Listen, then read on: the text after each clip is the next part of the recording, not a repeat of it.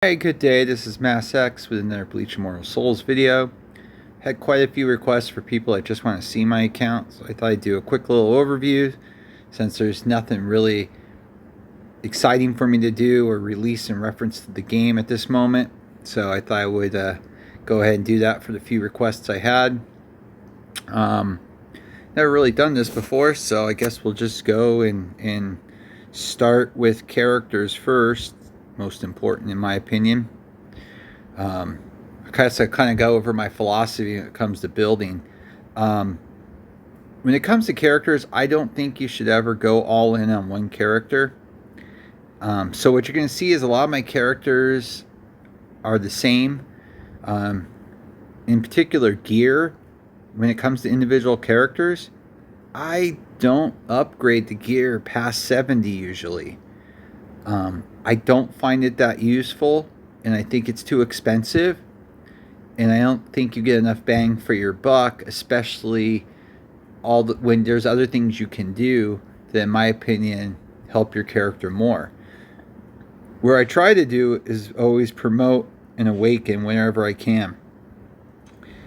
That's where I invest everything into. Promoting and awakening when it comes into an individual character, to me, is the most important. But what you'll see is all my characters are 70 because that's as high as I usually take them. Now that may change down the road if I think it's necessary, but I haven't found it to be.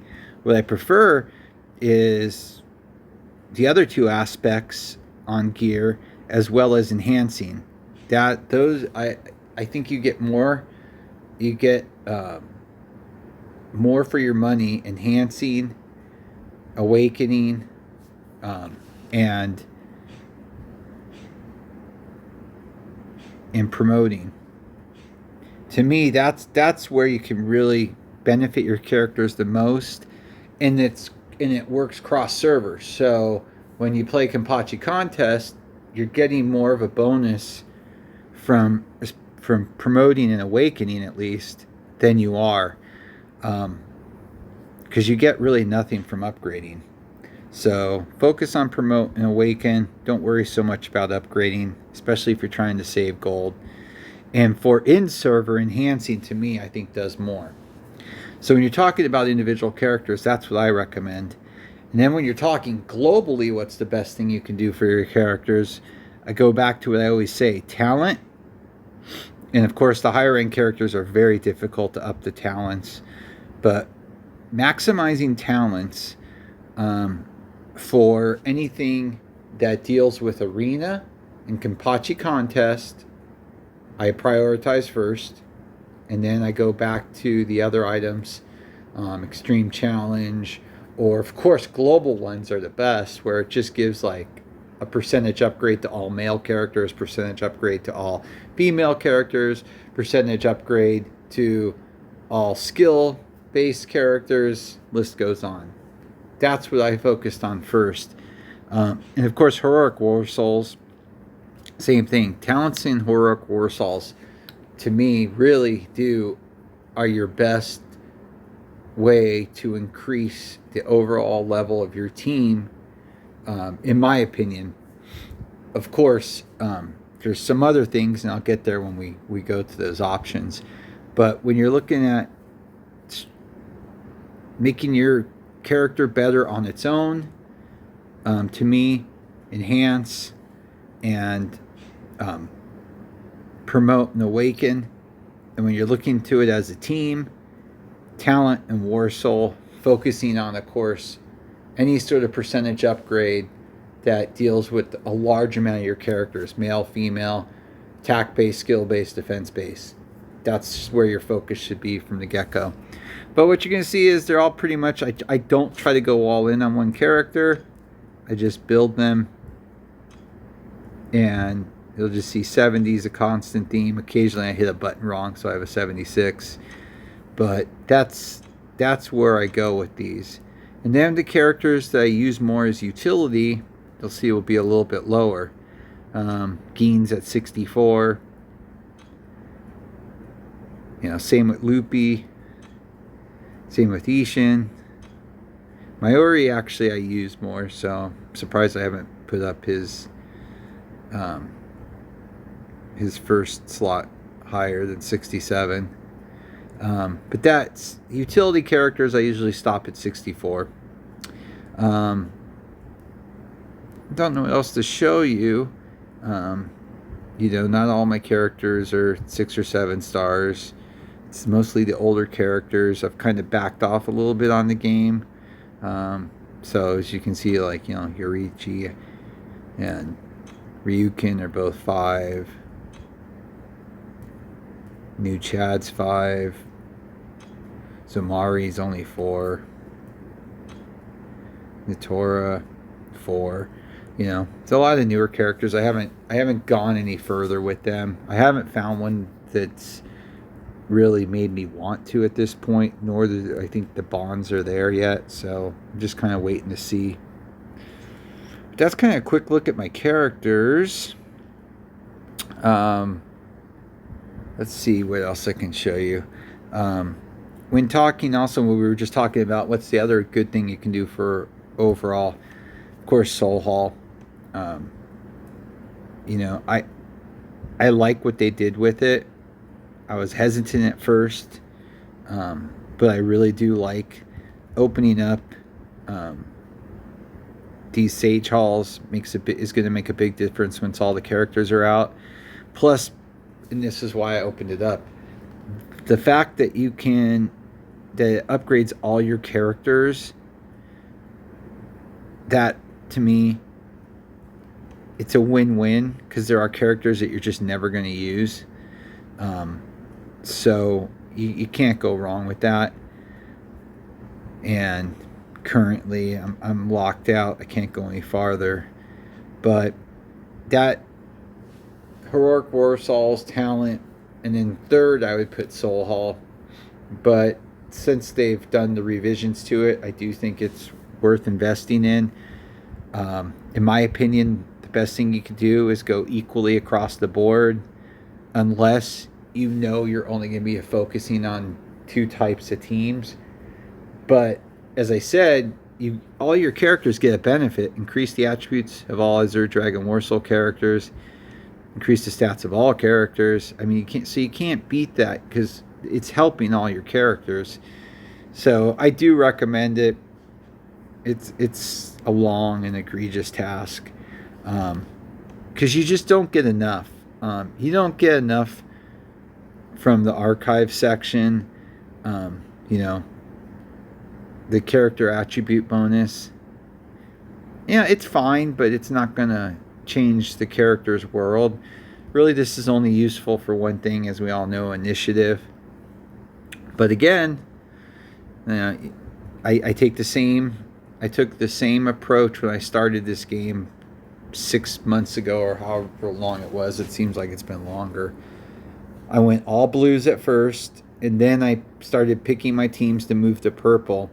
Then I did a few orange and realized it was absolutely a waste of resources, and went back to doing everybody purple. So as you can see, I'm still working on getting everybody to purple at this point. I've been working on boys and girls, and then I'm going to go down to Rescuer and Battle Madman next, and just keep working it, and just trying to do it equally from now on, and not go for any more oranges, because I just don't think it's worth it. And in the long run, you're going to strengthen yourself and use less resources doing it equally across the board. I think that's it for that area. I don't know what else to show. Here's my general formation. I still prefer 2-2-2 most of the time, or the Vermilion Sage Hall, going with the 3-3 setup. Elite mode, not going to see much differences there. And then Battle Arena, it is a little different there. I like Maori going round 1, hoping to get a lot of stuns and getting that poison going right away. Let's see if there's really anything else to show.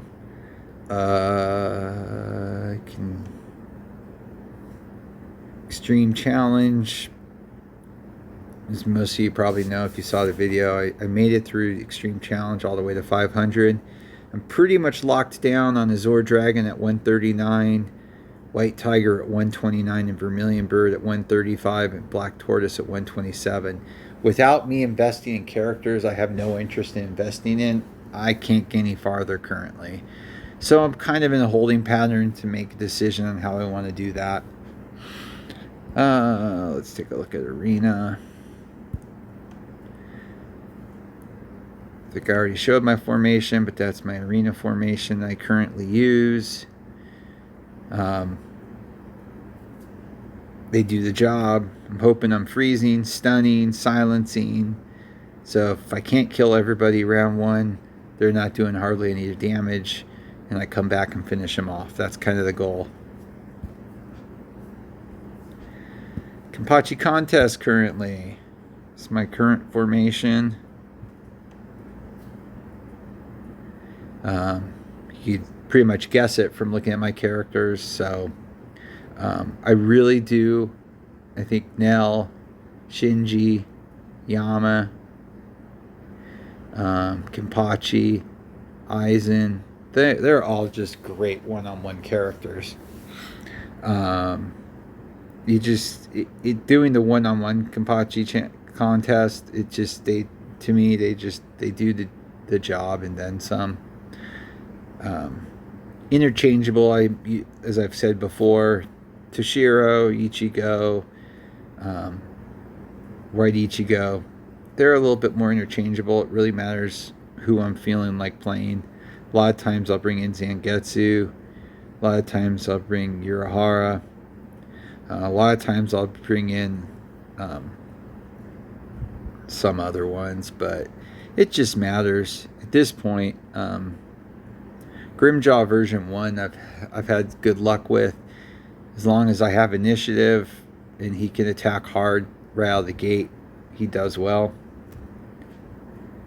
I think that's it. Grand Battleground isn't open yet. Just ended. Had a really great battle with the ranks 2 through 4, all of them. Endo Ryu is always a tough battle when you get him. Elite Ranger is always tough when you get him. Atlas is always plays above his teams. He always does. He's always hard to play. I really enjoy that aspect of the game. Probably my favorite aspect of the game is the Kenpachi contests, both of them. I don't think there really is much else to show in my account besides characters, the teams. I think I went through everything. If there's something I missed that you wanted to see, let me know. Go ahead and post a comment. I am gonna really try to push out a few more videos this week, in particular doing team themes, and I think the first one I am gonna do is Vermilion 3-3 team, with of course Sage Hall Nell. I think that'll be the first one I'll do, and then I'm going to just start doing at least competitive theme teams that I think are good in the game currently. Thanks again for watching. Comment or like if you enjoyed it. Thanks again.